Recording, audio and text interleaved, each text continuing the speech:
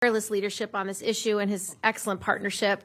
I also want to recognize all the advocates and leaders that are standing here. First, foremost, John Fiel for his undying commitment to our first responders and family members. Tom Hart, our president of Citizens for the Extension of the Zadroga and president of Local 9 International Union of Operating Engineers, Andrew Ansbro, the president of the Uniformed Firefighters Association, Mariama James, our 9/11 survivor, to speak on behalf of other survivors, Michael McGuire with the Laborers International Union of North America, and the other responders and advocates that stand with us today. So to those of you who are with us today, I want you to look at all these people behind me. They are our firefighters, our police officers, our emergency workers, our mothers, our fathers, ordinary Americans who have faced extraordinary hardship, who are just asking Congress to do their job. On 9/11, many of them raced up these towers when everyone else was running for safety and coming down. Others returned home covered in white soot. Toxins that were emitted when these towers fell. Still more breathed poisonous fumes at ground zero for weeks.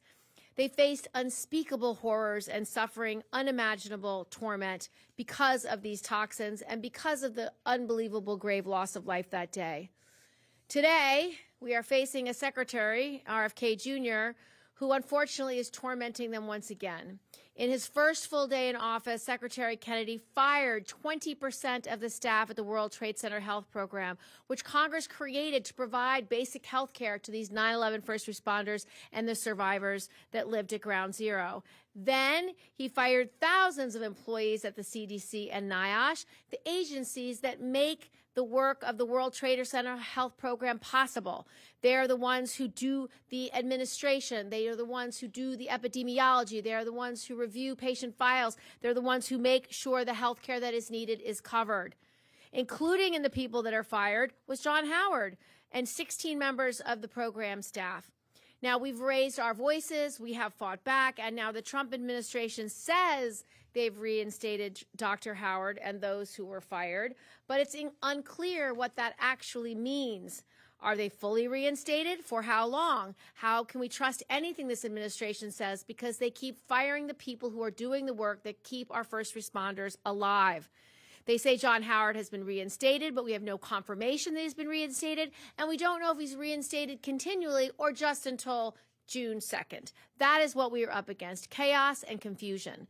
Even if Dr. Howard has been reinstated, the staff at NIOSH and the CDC are still fired. As a result, we know the World Trade Center Health Program stopped approving new cases. It stopped enrolling new patients, and it had to turn at least 3 sick patients away.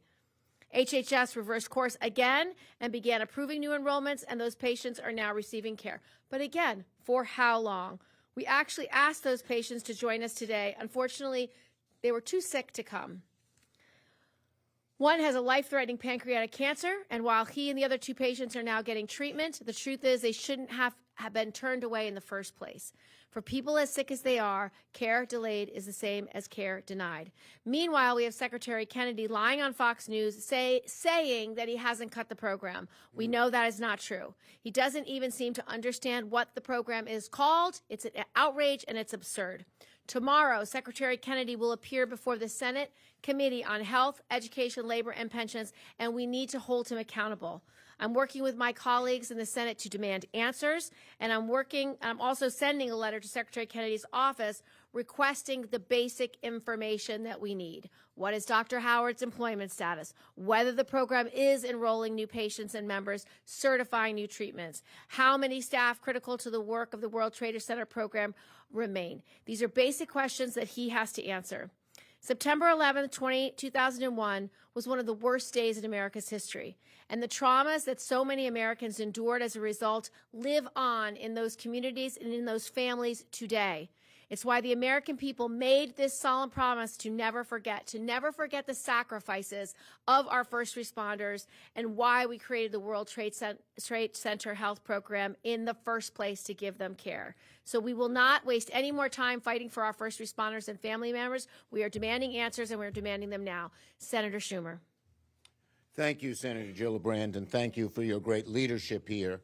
I want to thank our advocates as well, John Fiel, Thomas Hart, Andrew Ansbro, Mariana James, and so many others. Now, we're here today because of our sacred promise. Never forget. And that sacred promise is under attack. Ever since he was confirmed, Robert Kennedy Jr. has tried to gut the World Trade Center health program. Not trim, not tweak, not fix, but gut. Just look at the chaos that's been swirling over the last few weeks. Doctors and staff who manage and provide care to our sick 9/11 first responders fired, some rehired, others fired again. Total chaos. And this is the last place on earth where there should be chaos, because people are sick and people are dying and people need their health care. The firefighters and heroes who work the pile, helping rebuild after the darkest hours in America, are sick with cancer from the toxic air they breathe and other illnesses as well. Many are dying. Is this how you treat their health care? Up to 800 first responders, up to 800 have had their enrollments halted. As many as 1,200 written treatment approvals have been stopped. These are approvals that are needed, whether it's for a medicine or a treatment at a hospital. Stopped. And people get sicker, and people are less likely to live when that happens. As Kirsten said, Dr. John Howard, the great director, was sent packing. Then he was supposedly reinstated. For how long? Nobody knows. He doesn't know. Now, this infuriates me. I met with Senator Kennedy before his confirmation. I asked him, would he protect the World Trade Center Hope program?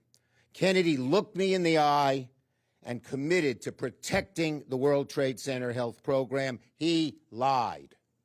Kennedy lied. He has broken that commitment, and now he'll have to answer for it, because I know there will be questions asked of him at the committee tomorrow. Kennedy told me he had friends, acquaintances who died on 9/11. Well, has he forgotten them? What about those people? He looked me in the eye and said, I remember those people. Democrats are going to hold Senator Kennedy's feet to the fire. We're going to demand answers about his betrayal of 9/11 heroes. We'll demand answers about the cuts and the firing. We'll demand answers about the chaos, confusion, and uncertainty. No more broken promises. No more empty statements from Kennedy. We need the truth. We need the truth on what happened and what they're doing at the World Trade Center health program. We need them to firmly commit and publicly to never cut this program again, never cut it again, to never cut the health care or the workforce of this program again. My message to Secretary Kennedy and to President Trump is this. If you think you can quietly gut the World Trade Center health program without a fight, you are dead wrong. Senator Gillibrand and I, and all the advocates here today, will never let up. The health care of our 9/11 first responders is not government waste, Mr. Musk, Mr. Vote, Mr. Doge. It's sacred human life. Gutting the World Trade Center health program is not efficiency. What it is a different word: cruelty, meanness, anti-American. The World Trade Center health program, because of the people here, many of them, took years to build. It took the courage of many folks. Some of the folks are here today, some of them are gone, who walked the halls and are now gone, succumbed to the illnesses they acquired on 9/11. But because of the work of those people and the people here, it's the law, not a whim, not a maybe, not if I want to, a law. And now Kennedy is trying to take that all away in the blink of an eye. The chaos and confusion that this administration has created will not blind us to the reality. What they are doing is not never forget. What they are doing is screw you. That's a total betrayal, and it won't happen on our watch. Senator John Field. Thank you, Chuck. Sir. Yes, sir. I'm just going to say what everybody else is thinking. Kennedy, you're a fucking liar. It's that simple. The secretary is disingenuous. The secretary is uniquely unqualified to hold any government position. But what are we doing today? Are we talking about a bill we've been walking the halls of Congress to get passed that they took off the table in December? Are we talking about Dr. Howard losing his job and the 15 doctors being fired? Are we talking about restoring NIOSH? What are we here for? This is 20 years of bullshit that you guys keep putting in front of us that we have to fight. You know, nobody apologized after 9/11. Nobody. Nobody said sorry for making him sick, her sick, him sick. Instead, we created the World Trade Center Health Program. That was their apology. Create the World Trade Center Health Program, give them free care, health care, then make us walk the halls of Congress and get it extended to 2090. And then to gut it, you took your own apology away from us. So what are we talking about today? You know, if Dr. Howard was an illegal alien, we'd know his fucking status. Serious. What's Dr. Howard's status? What happens on June 3rd? See, when they gutted NIOSH and Dr. Howard got fired, a fragile fraternity of 140,000 people were up in arms. The healthcare stopped. Now they're all wondering what happens June 3rd. So we stand here today, we have to go back and worry about those 140,000 people who don't know their future. So what are we doing today? I mean, I want to talk about, we'll be back here next week having 30-plus meetings for HR 1410 and S 739. So is Kennedy going to come out and make a public announcement before tomorrow's hearing when he gets a new one ripped? Because Senator Kaine, Senator Kim, I want to thank them because I know they've been watching this. So is he going to come out and publicly say Dr. Howard is permanently reinstated? Are those doctors permanently reinstated? Those doctors that ensure the enrollment and the certification process rolls? Is Kennedy going to come out and say he's not going to mess with us anymore? Is Kennedy going to come out and say, you know what, I support HR 1410 and S 739? Is the administration going to support HR 1410? Because the administration can just say, hey, everybody in Congress, support HR 1410. You know what? There's a thing, that reconciliation that they're doing right now. They can slip us in there. We can all be gone, and John Field doesn't have to curse in front of everybody. But today, we're here, and what are we doing? We're fighting the boogeyman. Who's our enemy? Kennedy? He's an idiot. Again, grossly unqualified to hold any position in the United States federal government. What an incompetent, arrogant, dumb, stupid, repulsive fool to recklessly, without any humanity, hurt 140,000 people. If you're not angry, then you're not human. Have a good one. Thank you, everybody. Thanks, Chuck. I'd now like to invite up Thomas Hart, our president of Citizens for Extension of the Droga Act and president of Local 94, International Union of Operating Engineers. Thank you. Thank you, Senator Schumer. Thank you, Senator Gillibrand. John, today we're here for two things. We're here to say thank you to the people who have continued to support our fight and our effort from day one. These people behind me and the people that have gone before you, people that have gotten sick, the people that have been shut down, have risen from the ashes and the chaos and the confusion. We know about chaos, confusion, dark times. These people answered the bell. They were there for it. Chaos and confusion are nothing new to us. We're pros at it. What's going on today is an atrocity. We're here today also, John, to hold people accountable for the things that they're doing. That's what's got to come out of today, tomorrow, and every day forward. People need to be held accountable for what they're doing. I hope that people have the courage to ask those questions tomorrow when he's sitting on that floor, because he is not qualified to do the things he does. John Howard came into a time of chaos, confusion, and probably produced one of the most successful programs that this country has ever seen coming out of this Capitol building. The man is a hero. The way he's being treated is completely disrespectful. Think about being diagnosed with cancer when you answered the bell. 15, 17, 18, 20 years later, you come down in the gestation period with cancer. Because in the deepest, darkest times of our country, in my city, the city of New York, it hit close to home. Now they're being told that they're not going to have anybody there for them. Nobody wants to talk about the mental health aspect of what we're dealing with. Think about that if that was your aunt, your uncle. Think about what they're thinking about. There's nowhere to turn. They're scared to death. The only thing facing them is death because we turned our backs on them. Never forget. I know in my local, we will never, ever forget. These folks here, they're never going to forget. And guess what? We're never going away. So tomorrow, please have your colleagues have the courage to stand up the same way these people have, and we'll continue the fight. Thank you. Thank you.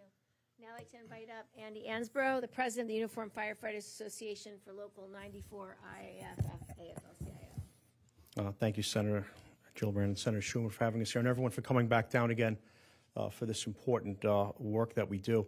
I come here representing 20,000 active and retired New York City firefighters, including all of the 9/11 first responders that are still alive, myself included. But I'm also down here this week for Police Memorial Week to represent my father, who he and I both survived the collapse on 9/11, and just almost 2 years ago he lost his life to 9/11-related cancer. He suffered for about 8 years before the cancer finally took him. My family watched him waste away, and it was very heartbreaking to watch a loved one die, but we never had the worry that his health care wouldn't be taken care of, that he wouldn't be able to see the great doctors that we have in New York City. They wouldn't get the best care. Since Secretary Kennedy took the job, he's thrown chaos into the system. We have members that have received cancer diagnoses that have had their cancer treatment delayed. Delaying people's cancer treatment is putting them closer to death. I've had friends, young men, die 4 months after their diagnosis. Everyone that gets cancer has a line in the sand where they get treatment. If they're on the right side, if they live, on the right side, if they die. Delaying it a day could be pushing someone over that line and killing them. But the mental anguish you're causing to all of those people that are being treated, or people like myself that fortunately do not have a fatal cancer lurking in our bodies that I know of, it's still an uncertainty that what's going to happen with this program. Is it going to be put back together the way we were told it was going to be put back together? We're not talking about a mistake that was made yesterday. This mistake was made months ago. It was made several times. And it was also done, they did this program dirty when they took the funding piece out of the legislation at the end of December. That has never been restored. So for an administration and a president that ran on never forget and I'll always take care, you really hired a guy who can't get his shit together and take care of business and do what he was supposed to do. In his job, I would think he would have something along a Hippocratic oath, where at first, do no harm. And on day one, to cut all those jobs without knowing what you were doing and not restoring them is a disgrace, and we'll hold you accountable for it. And you better get it together because we're not going away. Thank you all for your time. Unfortunately, I won't be here tomorrow. My nephew is graduating from the academy, carrying on my father's name in the FDNY, but I know John and the rest of the group here will hold Kennedy accountable tomorrow. Thank you. Our next speaker is Mariama James, our 9/11 survivor. Hi, my name is Mariama James, and I am a survivor of the 9/11 terrorist attack. I live about 4 blocks east of where Tower 1 once stood, and I've been in this fight along with the responders since day one, coming here in 2009, getting the bill passed in 2010, coming back in 2015 to get the bill reauthorized in 2016, coming back in 2019, I think for, I don't even remember what now, and then again in 2023 to expand, and then several times in between. And this is all while none of us are in the health to really be doing this. In 2015, I got laid off from my job, and I made the choice not to look for another one. And I've been a perpetual volunteer since, because I was too ill to look for another job and be committed to going there every day and working. I lost both of my parents to 9/11 cancer. Innocent people just living and or working in the area. My father was babysitting for me, so he was at my home. My mother worked at Deutsche Bank, so even though she lived, not downtown, she lived in Harlem, she developed cancer from 9/11.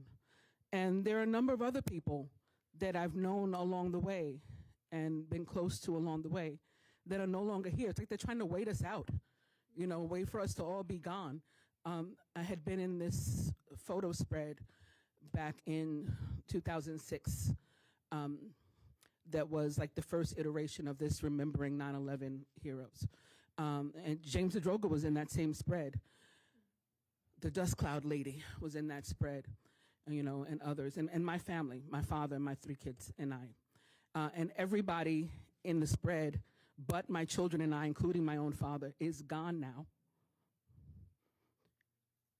But those of us that are still here, keep using the energy that we have, the will, the strength, to continue to fight, because people like my children and responders that were 18 on the day are now part of our youth cohort, and they're going to need the care also.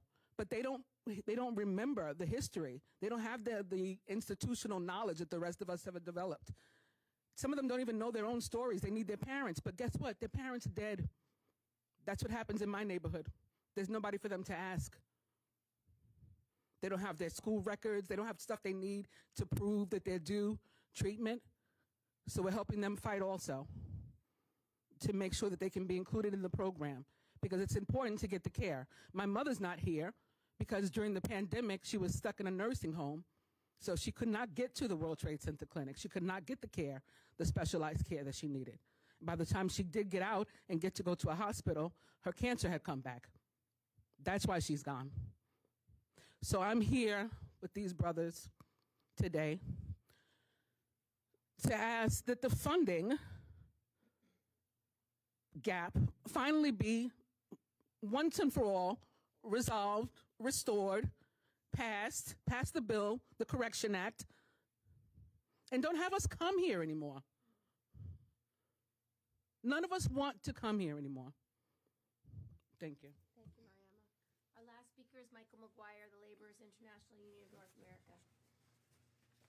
Everybody shivers as I take a big wad of papers out, but they're just notes. Okay. So, I'm not going to rehash that day. I was in Manhattan that morning. Our office was on 18th Street, not too far north of the towers.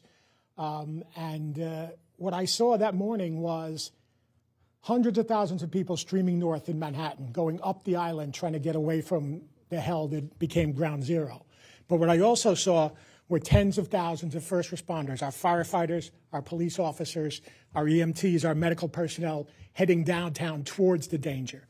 The other group I saw going downtown towards that danger was building trades. The building trades responded immediately. There was a famous story. There was a tower going up in the East 90s. And the guys who were up on the tower, they saw the first tower come down. And at that point, there was no broadcast. TV was out, radio was out, all the radio antennas were all shut down, everything else, so nobody knew what was going on. The men and women on that job site of the unionized building trades in New York City streamed off of that job, commandeered a New York City bus to take them down to Ground Zero so they could get working on the rescue and recovery as soon as possible. It was these sort of actions that were seen all over Manhattan that day, time and time again. They were under no obligation to go down there. They just knew that their skill sets were needed and they could help, so they went. My union was part of that, the Laborers International Union of North America. We had upwards of 4,000 members down on the pile and on the rescue and recovery effort during the whole process. Demolition experts from Local 79, environmental hazard remediation technicians, Local 78, a 3,000-member local. Almost every member of that local was down in the neighborhood trying to clear things up. But it wasn't just us. Literally every laborers local in the tri-state area had people there. Nobody called them. They just went. 100,000 tons of debris was removed in the first 2 weeks. Right? The pile continued to burn for 100 days. I don't know if people remember this. It was December 20th when the fires finally went out. The trades alongside of the uniforms, they worked tirelessly on the rescue and recovery and the subsequent cleanup of the pile. At the end of the day, the work was completed 3 months ahead of schedule and $750 million under budget. But here's the thing: in those early days, in those first 2 weeks, when 200 million pounds of toxic smoldering debris was removed, no one compelled the trades to be there. Contracts weren't even signed for the cleanup of the pile for months. It was actually in 2002 when the contracts got signed. So the trades were there because it was the right thing to do. There was work to be done. There was no, not to steal a page from John, but there was no time for bureaucratic bullshit. So here it is now, almost a quarter of a century later, and ironically, it's precisely bureaucratic BS that's forcing these heroic citizens to suffer and die. Slashing and burning this vital program, not based on efficiency or facts or need, but rather on political posturing and crackpot conspiracy theories, is an absolute disgrace. It's based on the fevered dreams of a delusional despot who, at the end of the day, will be responsible for the deaths of thousands of more Americans than were killed that morning in September of 2001. But it doesn't have to be that way. Reinstate Dr. Howard to his full power and position. Reinstate all staff of NIOSH that were working on the World Trade Center health-related issues. And frankly, Secretary Kennedy, resign.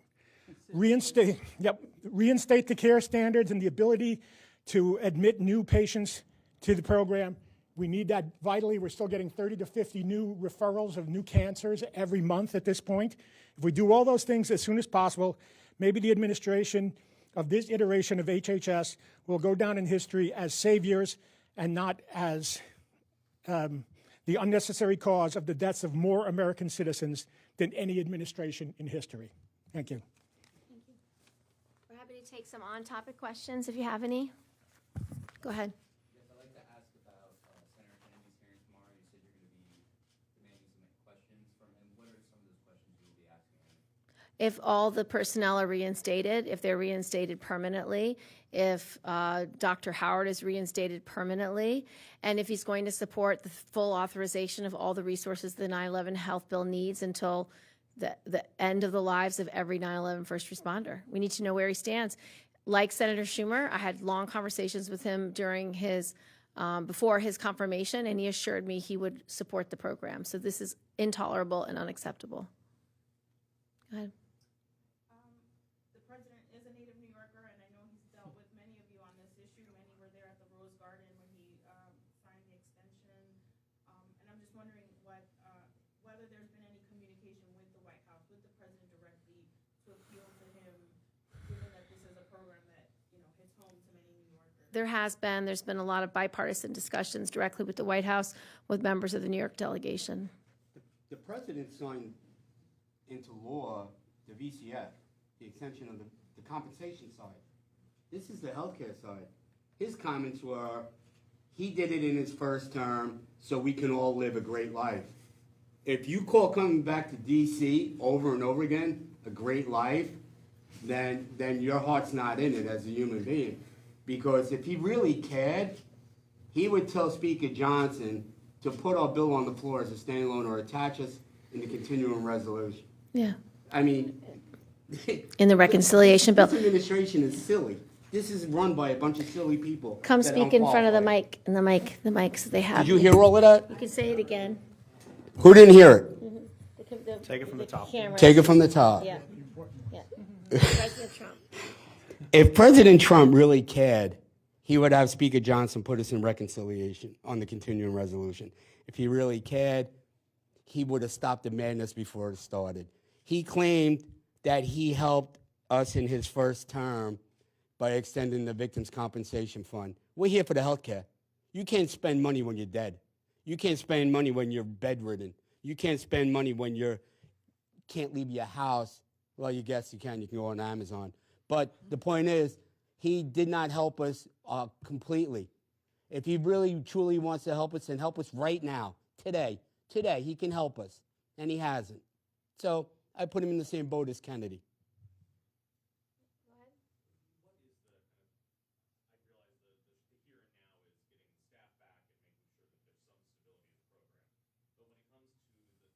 Permanent funding. Yeah, it's about a $3 billion shortfall. Yes, it didn't get into the CR in December because it was blown up. There was a push to try to do it in the CR from earlier this year that ultimately didn't happen. Where do talks stand on that? We're trying to put it in any must-pass legislation. We would put it in the reconciliation. We'd put it in the next CR. We put it in any budget bill that is moving. And that's what we've consistently asked for the White House to do, as well as our Republican colleagues.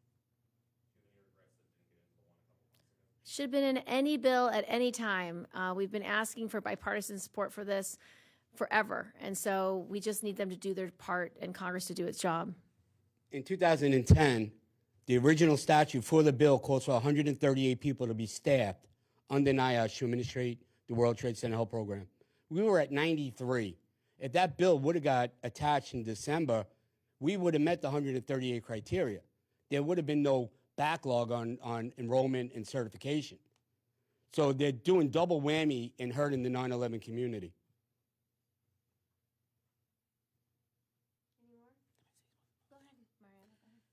To the first gentleman that asked the question over here. Yes, to the right, sorry.